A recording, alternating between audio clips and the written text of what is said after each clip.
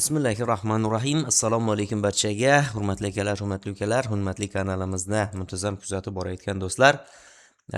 Barchangizga minnatdorchilik bildirgan holatda bugun sizlar bilan birgalikda juda ham yaxshi bir narsani, ilmni o'rganib olamiz. Bu ilm ham bo'lib ham juda ham foydali ilmlardan biri, ya'ni data science, data analitika, mana shu yo'nalishlarda ishlayotgan insonlar uchun mana shu yerda grafiklar bilan, vizual ko'rinishlar bilan ishlash uchun foydali bo'lgan narsa bu tabulate hisoblanadi. Tabulate ni yozamiz. Aytaylik, jadval ko'rinishida ma'lumotlarni chiqarish deymiz. Chiqarish. Mana bu asosiy bugungi o'tadigan mavzuyimiz bo'ladi. Ya'ni tabulate kutubxonasi yordamida jadval ko'rinishida nima qilamiz? Ma'lumotlarni chiqaramiz. Buning uchun eng avvalo bizga o'rnatish kerak. Unda qo'yamiz pip. Kichik harflarda pip deb yozamiz. Pip install tabulate. Mana pip install tabulate va shift enter bilan run qilamiz. Run qilganimizdan keyin collecting tabulate mana o'rnatib bo'lindi. Endi bir nechta misollar, bu bilan ishlashlar hammasini ko'rsatib o'taman, sekin o'rganib boramiz, xudo xolasa. Tak, from tabulate import tabulate, mana tabulate deymiz. Birinchi buni chaqirib olamiz kutubxonadan va data barobar, ya'ni ma'lumot beramiz bunga nima qilib turib qo'shimcha buni run qilish uchun. Data deymizda, mana bu yerda misol uchun ma'lumot berishim mumkin. Aytaylik bunga aytaylik Azizbek bo'lsin, virgul yoshi 45 ta bo'lsin misol uchun. Virgul qo'yamizda, pastga tushib yana kvadrat qaus ochib, mana bu yerda kvadrat qaus ochib, aytaylik bunga Dostonbek bo'lsin, mayli. Dostonbek bo'ladi, virgul qo'yamizda yoshi 22 da bo'ladi. Mana shu ma'lumot, qisqagina ma'lumot beramiz va print deymiz, qaus ochamizda mana bu yerga yozamiz tabulate. Mana tabulate'ni biz nima qildik? Chaqirib oldik va qaus ochib data. Yuqoridagi datamizni berdik. Demak, biz tabulate'ga ma'lumot berib, oddiy holati, endi bu eng oddiy holat. Hali buni yaxshi holatlarda, boshqacha ko'rinishlarda chiqarishimiz mumkin, albatta. Chiqarmoqchi bo'ladigan bo'lsak, mana shu tartibda nima qilinar ekan? Ishlanar ekan. Mana jadval holatida chiqishini ta'minladik. Endi aytaylik, men bu yerga sarlavha qo'yamiz. Ya'ni misol uchun mana bu tepasiga ism bo'lsin, bu yog'iga yosh bo'lsin. Ya'ni buni headers deydi. O'sha sarlavhani beradigan qilaylik. Buning uchun from yozamiz. Tabulate import tabulate mana chaqirdik, pastga tushamiz-da. Endi data barobar kvadrat qaus ochib, pastga tushib, yana kvadrat qaus ochamiz, virgul qo'yib, pastga tushib, yana kvadrat qaus ochamiz, virgul qo'yib, pastga tushib, yana kvadrat qaus. Mana bu yerda yozaylik, aytaylik Dilorom degan qiz bo'lsin, virgul yoshi 18 da bo'lsin. Keyingisi Aziza bo'lsin, Aziza degan ism bo'lsin va virgul yoshi 24 da bo'lsin, mayli. Keyingisiga Ilhombek bo'lsin. Tak, mana bosh harfi kichik bo'lmasin, kattaroq harflarda Ilhombek deymizda. Mana bu yerga virgul qo'yib turamizda, yoshi aytaylik 47 da bo'lsin. Mana bu datamiz, ma'lumotimiz bor. Endi bunga ustunga qanday nom beramiz deyilsa, bunda birinchi header degan anoy olinadi. O'zgaruvchi headers mana barobar yana o'sha kvadrat qaus ochamiz va birinchi ustun nima bo'ladi? Ism bo'ladi. Virgul qo'yamizda, nechta ustun bor, mana nechta ma'lumot bo'lsa, o'shancha ustun qo'shib boraveramiz. Keyingisiga yosh deymiz. Mana bu holat. Endi headersni berdik. Endi qarang. Print deb yozaman, qaus ochaman. Tabulate qaus ochamizda data va mana bu yerga virgul qo'yib turib headers barobar mana headersga nimani berdik? Headers o'zimizni mana headersimizni berdik. Run qiladigan bo'lsak, mana endi natijamiz boshqacha chiqdi. Ism yosh, mana ism to'g'risida ismlar, yoshi to'g'risida yoshlar. Mana bu holatda nima qilishimiz mumkin ekan? Ishlashimiz mumkin bo'lar ekan. Endi qaramiz, misol uchun mana shu yerda ustunlar ko'p bo'lsa-chi? Ustunlar ko'p bo'lsa-chi degan savolimiz ham bor bizda. Mana bunga javob topishga harakat qilamiz. Mana qarang. Misol uchun mana yoshi bor va aytaylik kasbi bo'lsin. Mana misol uchun dasturchi deymiz. Mana bu albatta berilayotgan string ma'lumotlarimiz qo'shtirnoq ichida. Dasturchi. Misol uchun-da endi. Yana ko'proq bo'lsin ustunlar. Keyin yana nima bo'lsin? Aytaylik ish stavkasi bo'lsin 0.5. Ish stavkasi bu endi. Mana bunga virgul qo'yamizda, buni kasbi aytaylik vrach bo'lsin va stavkasi 1.5 bo'lsin. Ish anosi stavkasi va mana bu yerda Ilhombekka aytaylik duradgor bo'lsin va ish stavkasi 0.7 bo'lsin. Mana bu holat. Endi headersga yoshni bergandan keyin nima? Keyin kasbini beramiz. Virgul qo'yib turib, keyingisiga ish nima deymiz? Ulushi deb qo'yaylik, mayli? Ish ulushi. Run qiladigan bo'lsak, mana ismi mana shu, yoshi mana bu, kasbi bu va ish ulushi 0.5, 1.5, 0.7 deb turib, o'sha ma'lumotlarni nima qildik? Chiqarib oldik. Ya'ni biz ma'lumotlarni xohlasak, mana bu yerda CSV ma'lumotlarni ham chiqarishimiz mumkin. CSV holatda. Lekin o'zimiz gohida mana shunaqa bo'ladiki, natijani mana shu jadval ko'rinishida, chiroyliroq bo'lish uchun jadval ko'rinishida chiqarishimizga to'g'ri kelib qoladi. Mana shunaqa vaziyatlarda albatta bu nima qilar ekan bizga? Juda ham katta yordam berar ekan. Endi yana davom etamiz. Endi mana bu yerda ko'radigan bo'lsak, bizda nimalar bor? Mana bunday yozib qo'yamiz, aytaylik, mana bu yerda har xil turdagi stol formatlar deymiz. Formatlar. Stol deb qo'yaman. Mana hozir bir ikkita misollardan keyin buni tushunib olasizlar.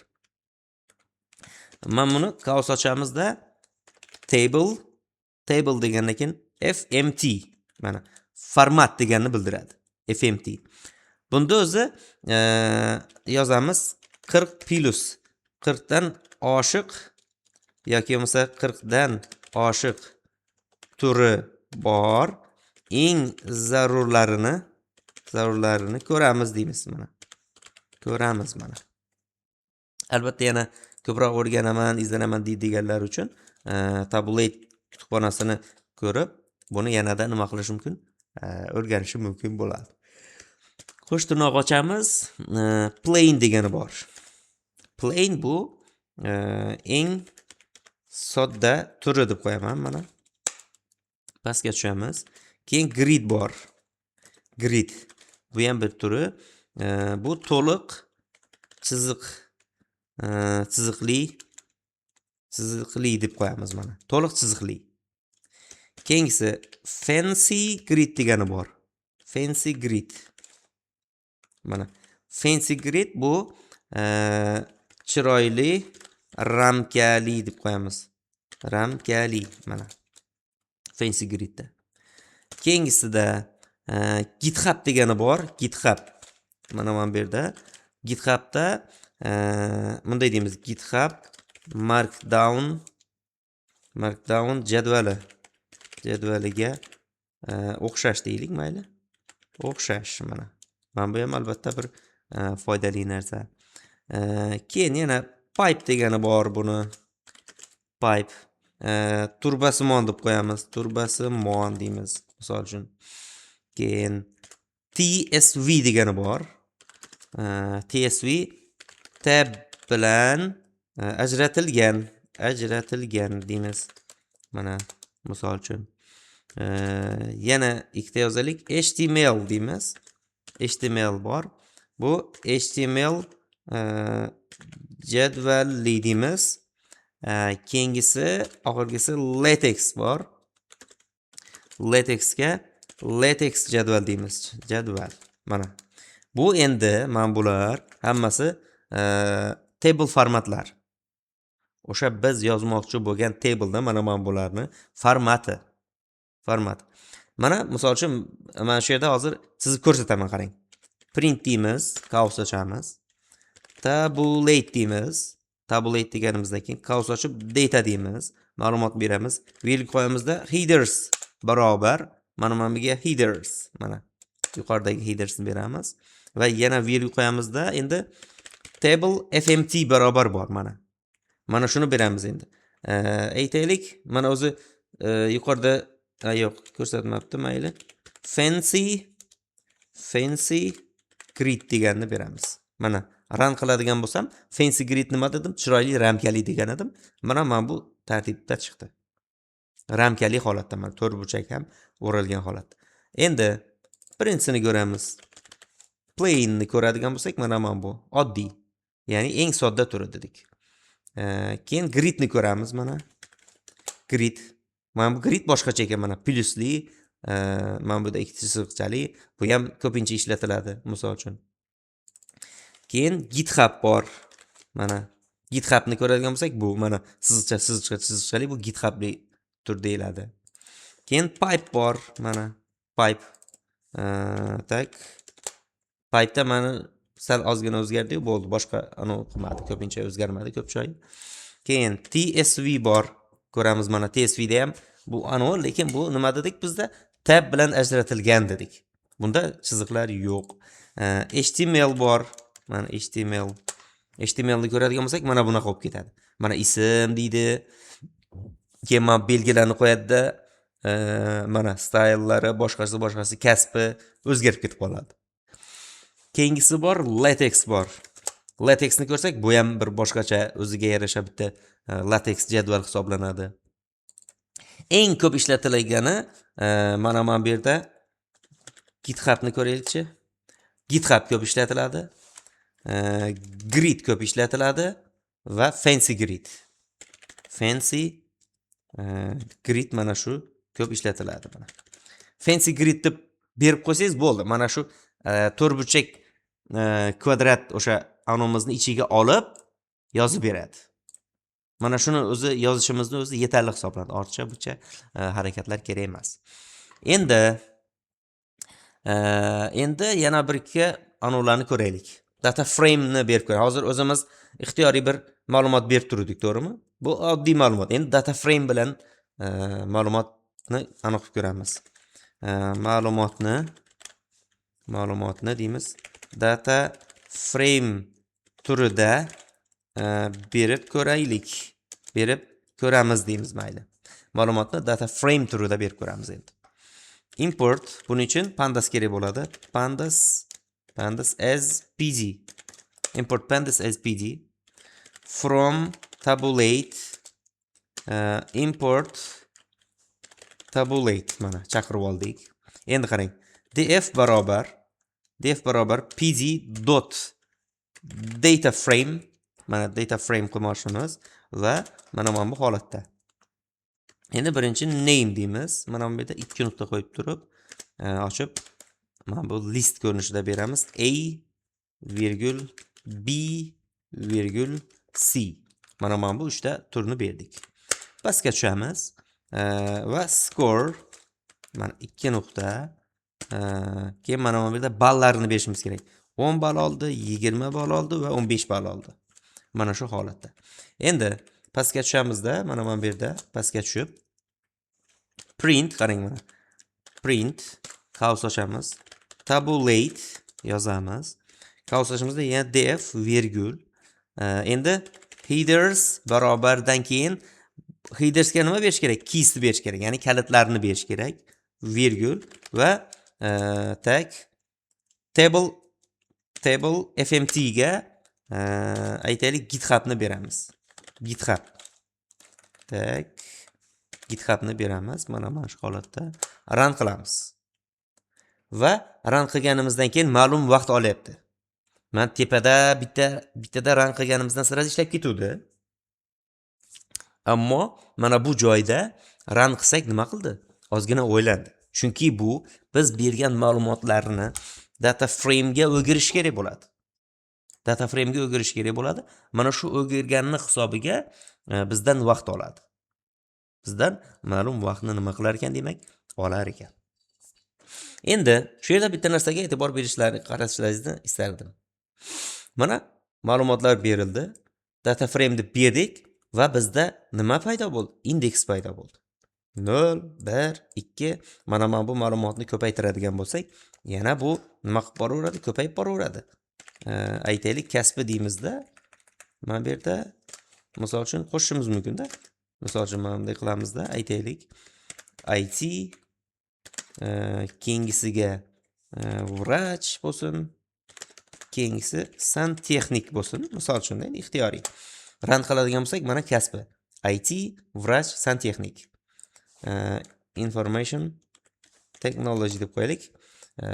It deb yozilgan, yomon bo'lmasin, yomon ma'noda bo'lmasin, ya'ni ABC. Mana ko'radigan bo'lsak, endi keyingi run qilgan paytimda ma'lumot nima qilmaydi? Javonchalik qotmaydi. Run bo'lish uchun ko'p vaqt olmaydi. Chunki o'sha ma'lumot tayyor, bazada yaratildi va yoniga qo'shimcha qo'shib qo'yadi xolos. Mana shu tartibda nima qilar ekan demak, bizga bu yordamini berar ekan. Endi bizda yana bitta narsa bor, ko'rib o'tadigan narsamiz. Bu float FMT bor. Ya'ni raqamni o'z holatiga keltirish deydi buni. Raqamni o'z holatiga keltirish deydi yoki sonni, aytaylik, sonni formatlash. Mana sonni formatlash. Mana bu narsa. Endi ko'ramiz. Mana data barobar bitta kvadrat qaus, yana bitta kvadrat qaus ochamiz. Va a deymizda 2 nuqta qo'yib turib 3.1415 aytaylik 296 deylik mayli. Virgul qo'ymanda pastga tushaman. Yana kvadrat qaus ochib b deymanda har xil bizda sonlar bor.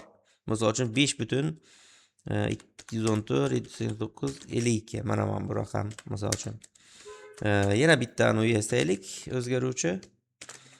Mana bu yerga 7.5 mana shunday raqamlarni beramiz misol uchun. Mana ma'mur berdik, endi qarang. Mana raqam berganimizdan keyin buni chiqarishimiz kerak. Print qaus ochamiz. Tabulate deb yozamiz. Qaus ochib yana data deymiz. Ma'lumotni o'sha datamiz berishimiz kerak. Headers barobar deymizda, headersga endi nimani beramiz? Mana qo'shtirnoq ochib name deymiz. Ismni beramiz. Virgul. Endi mana bu yerda qo'shtirnoq ochib float deymiz. Ya'ni float turida, to'g'rimi? Virgul qo'yamizda mana bu yerda float fmt barobar, mana qarang. Float fmt barobar degandan keyin qo'shtirnoq ochib turib .2f deb qo'yamiz. .2f run qiladigan bo'lsak, tak, hozir mana bu yerda mana buni virgul qo'yaylik, mayli. Mana endi ishlaydi, mana. Ko'radigan bo'lsak, bizda mana bu yerda name float dedida, mana bu yerda nima qildi? Endi yuqoridagi data bilan bizda ozgina chalkashlik bo'ldi. Mana bu datamiz bor edi yuqorida. Mana bu datamizni izohga olib qo'ysak ham bo'ladi yoki men buni yana bitta yo'li, mana datani o'zgartirmabmiz-ku biz, to'g'ri. Mana ishlatak, endi ishlaydi mana. Name ABC 314 521 790. Ya'ni mana bu bundan keyin davom etayotgan raqamlarni nima qilish? To'g'rilab berish. Mana bu ikkita raqam oladi. O'shandan keyingi raqam, mana bu bir raqami toki 5 gacha bo'ladigan bo'lsa, buni pastga bosadi. 14 deydi. Yoki mana bunaqa misol uchun mana 98 dan tepaga bo'ladigan bo'lsa, 5, 6, 7 bo'ladigan bo'lsa, nima qiladi? Mana buni 9 qilib qo'yadi. Bitta oldingisini o'zgartirib qo'yadi. Mana bu yerda mana 21 4 gacha bo'lgan, 21 ni o'zida qolgan. Agar mana shu 5 yoki 6 bo'lganda 22 qilgan bo'lardi mana buni. O'sha bitta raqamni yaxlitlab butun holatida bizga nima qilib beradi? To'g'rilab beradi. Endi yana bitta narsa bor bizda. Bizda berilgan ma'lumotlarni o'ngga, chapga tekstlash imkoniyati bor. Markazga yoki bo'lmasa. Mana shuni nima qilamiz? Ko'rib o'taylik. Aytaylik, mana bu yerda bitta uni olamiz. Mana shuni ma'lumotni olamiz. Buni sal endi ko'paytiraylik. Santexnik bo'ldimi? Mana bu yerda yana bitta kvadrat qaus ochamizda. Tak. Mana bu yerda qo'sh tirnoq ochib turib, nima kiritsak bo'ladi? Misol uchun, jinsi desak bo'ladi mana. Jinsini berishimiz mumkin-da. 2 nuqta qo'yib pastga tushib, mana bu yerda aytaylik,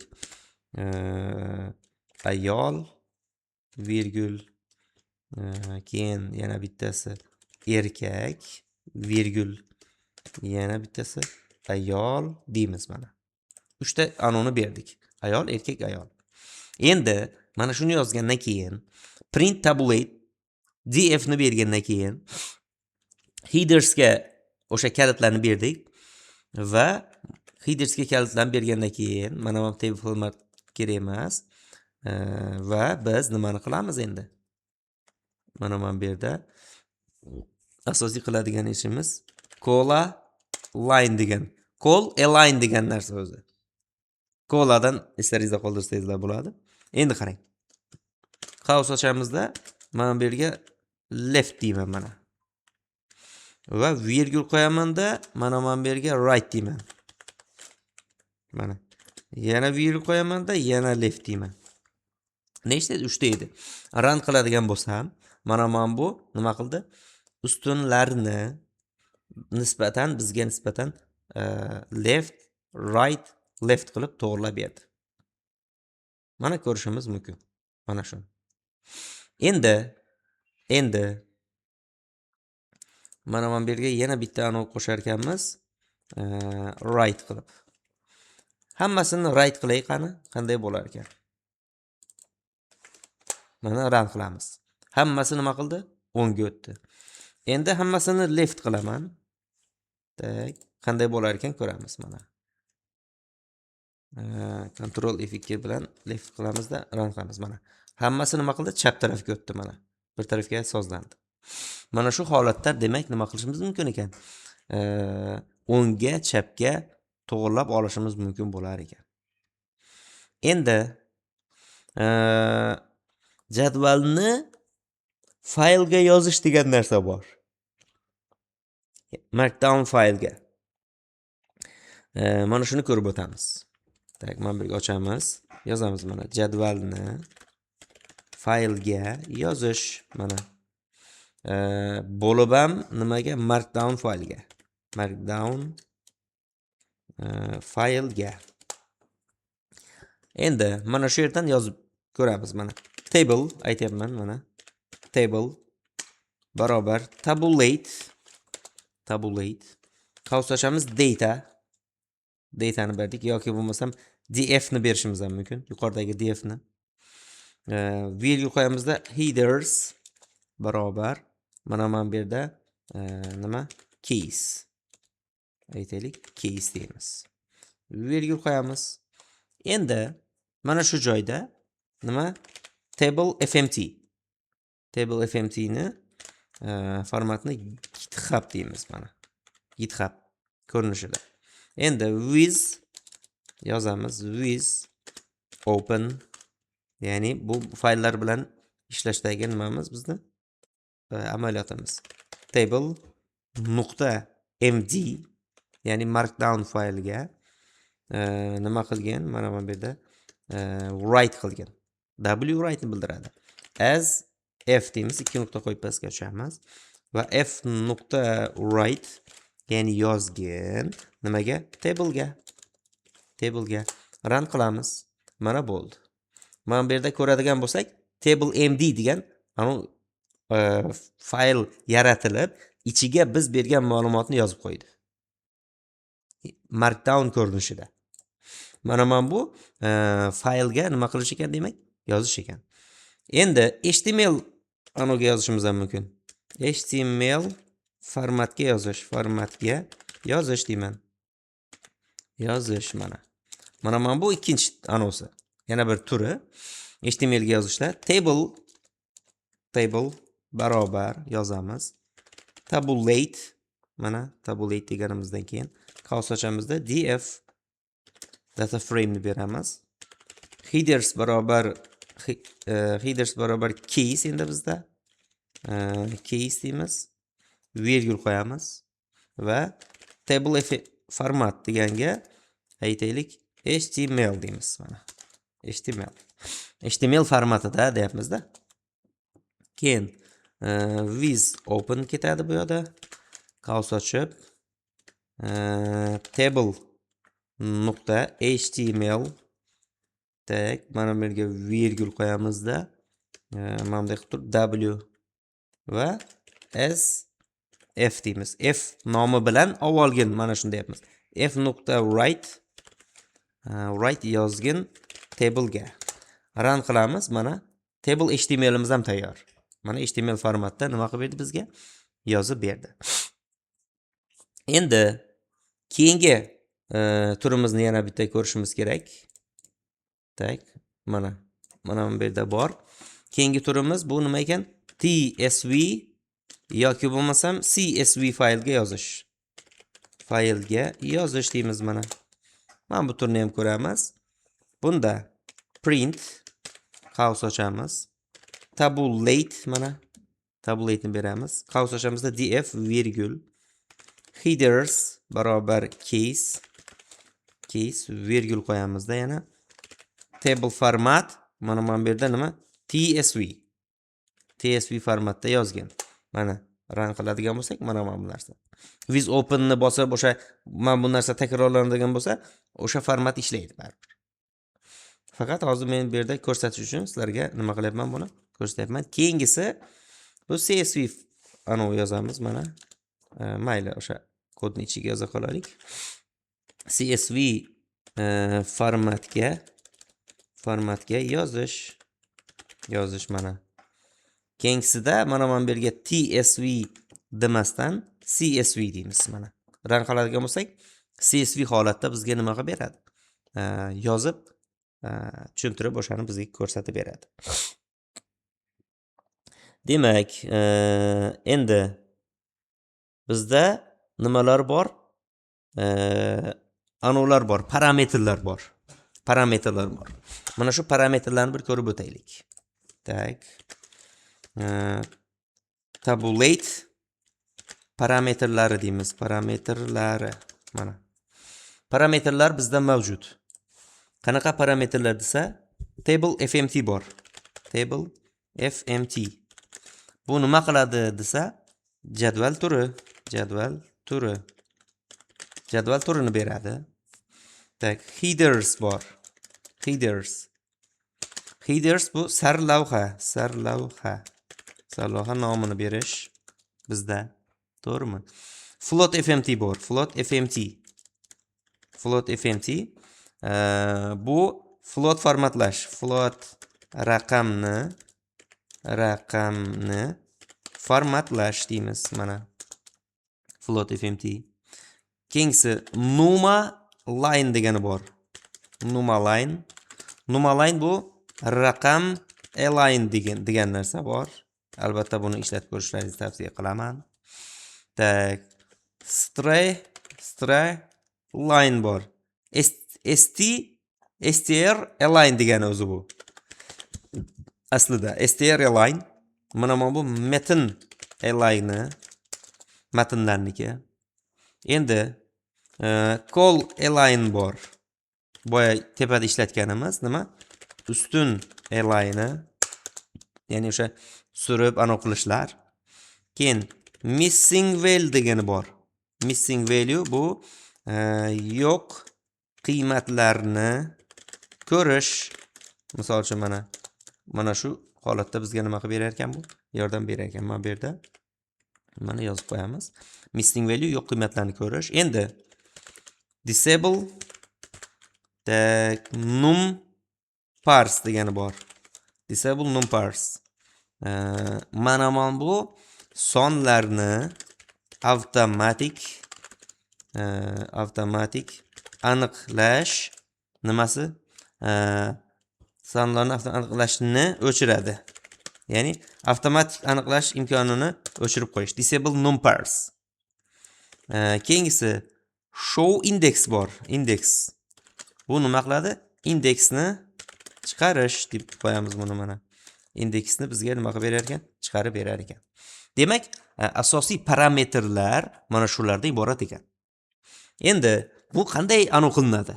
Misol uchun, qanday bunga ishlanadi mana shular bilan.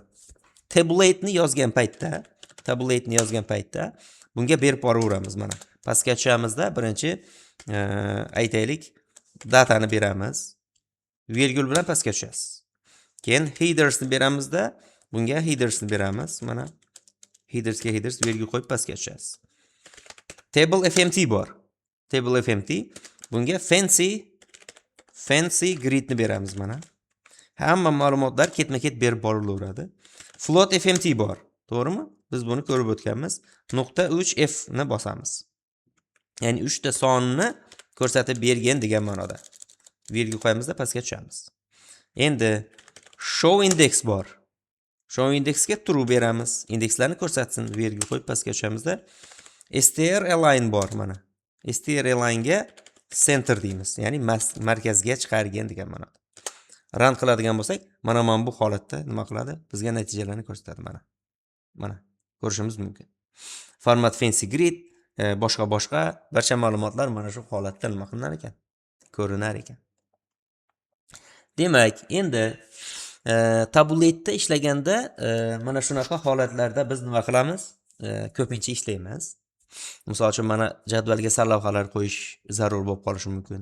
Yoki masalan unga chiroyli ko'rinishdagi jadvallar berish, o'sha turbuchak, boshqacha plyusli formatlarda buni ko'rsatish, bular ham aniq bo'lishi mumkin. Nima deydi?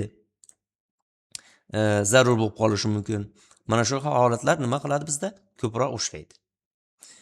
Formatlar, float formatlarini to'g'irlash, ustunlarni tekishlashimiz mumkin. Left, right, center. Misol uchun yo'q qiymatlarni ham ko'rishimiz mumkin.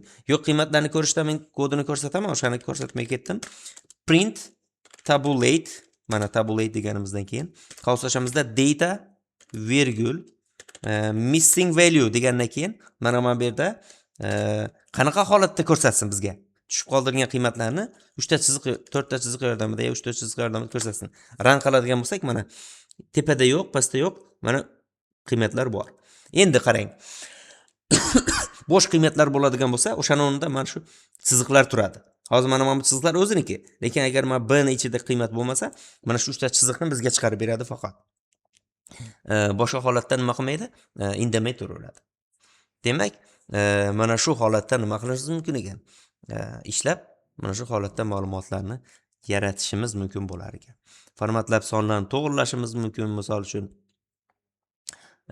boshqa qilishimiz mumkin.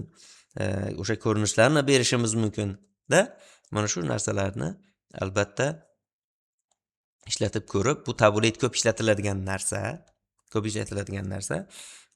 mana shuni foydalanib ko'rishimiz mumkin. Endi eng oxirgi ko'rsatadigan narsam bor. Bu bizga aytaylik, ma'lum anolar berildi. CSV formatda ano berildi, misol uchun. Tak, ma'lumotlar berildi. Men shu yerga yozaman, misol uchun mana CSV formatda fayl berildi deylik, misol uchun. Mana faylimiz tayyor, CSV holatda. Mana shuni tabulate'da qanday chiqaramiz degan savol tug'ilishi mumkin. Bu yerda ana bo'lishi mumkin. Mana brand virgul model virgul year virgul va price bo'lishi mumkin. Mana keyin pastga tushadida Toyota deydi virgul Corolla deydi virgul 2018 deydi virgul va 15000 misol uchunda. Keyin BMW bo'lishi mumkin. Buni ham qanaqa turi? Misol uchun X5 deyish mumkin turini, 2021 deyish mumkin va 55000 deyish mumkin. Mana. Yana bitta yozaylik. Chevrolet deyish mumkin. Cobalt deyish mumkin. Yili 2026 deyish mumkin va 12500 deyish mumkin. Mana bu bizni CSV holatdagi nimamiz? Faylimizning ichidagi ma'lumot. Mana shuni o'qish qanday bo'ladi? Tabulate yordamida. Bu bunday bo'ladi. Import import deymiz. Pandas as pd deymiz mana. From tabulate import tabulate mana. Tabulate mana. Endi def barobar pd nuqta read csv mana read csv ni beramiz. Qavs ochamizda aytaylik mana bu tepadagi fayllarimiz cars.csv faylda tasavvuran endi bu. Shuni ichida turibdi, nomini beramiz. Va bergandan keyin print qavs ochamizda mana bu yerga tabulate qavs ochib df ya'ni data frame beryapmiz. Headers barobar mana bu yerga keys mana kalitlarni beramiz. Virgul table format. Table format nima bo'lsin? Grid bo'lsin. Mana bu holat. Hozir buni run qilsam ishlamaydi, chunki bizda bunaqa fayl mavjud emas. No such file or directory deyapti. Bu endi o'sha olib ishlatish usuli. Endi faqatgina mana bu yerda aytaylik brand, model, year, price bor, to'g'rimi? Faqatgina brand va price ni chiqarish uchun ikkita ustunni chiqarmoqchimiz. Mana bu holatda qanday bo'ladi? Bunda print degandan keyin mana bu yerda yozamiz. Print degandan keyin qavs ochamizda tabulate ni yozamiz. Qavs ochib df deymiz va mana bitta kvadrat qavs, yana bitta kvadrat qavs ochamiz. Kvadrat qavs ochgandan keyin ustun nomini beramiz. Mana misol uchun brand va virgul deymizda aytaylik price ni olamiz. Price brand va price ni oldim. Mana qarang, ikkita kvadrat qavsdan ham chiqqandan keyin virgul qo'yaman-da. Headers barobar aytaylik mana bu yerga keys mana kalitlarni beramiz. Virgul qo'yamiz. Table formatni ko'rsatishimiz kerak. Aytaylik fancy grid mana. Fancy grid. Mana shu holatda yozadigan bo'lsak, bu faqatgina brand va price ni o'zini bizga nima qiladi? Alohida olib chiqarib berar ekan. Demak, bugun ko'rib o'tmoqchi bo'lgan tabulate haqidagi bilimlarimiz mana shulardan iborat edi. O'ylaymanki, juda ham bir foydali, zarur bo'lgan narsani o'rgandik, chunki buni ko'p ishlatiladi, ko'p kerak bo'ladi, hayotda ko'p ishlatiladigan narsalardan biri hisoblanadi. Bugun ko'rib o'tmoqchi bo'lgan narsalarimiz mana shulardan iborat edi. Keyingi videolarda ko'rishguncha xayr, sog' bo'ling, salomat bo'ling.